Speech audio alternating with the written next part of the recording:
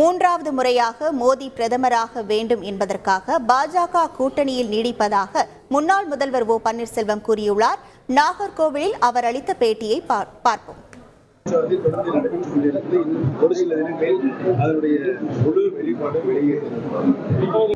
ஈரோடு மாவட்டம் புரட்சி தலைவி அம்மாவுடைய கோட்டை 1989 மாண்புமிகு அம்மா அவர்கள் தன்னந்தனியாக சேவல் சின்னத்தில் நின்ற பொழுது கூட அந்த மாவட்டத்தில் 5 சட்டமன்ற தொகுதிகளை வெற்றி பெற்றார்கள் மாண்புமிகு அம்மா.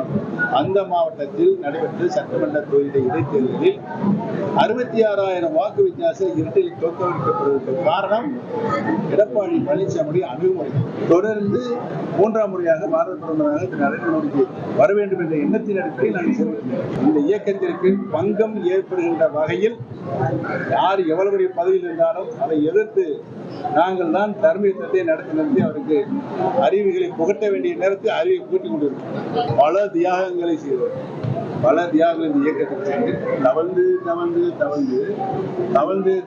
தவழ்ந்து போய் தான் நான் இந்த பதவிக்கு வந்தேன் அப்படின்னு அவரே சொல்லியிருக்காங்க. உங்களுக்கு எதுக்கு சந்தேகம்?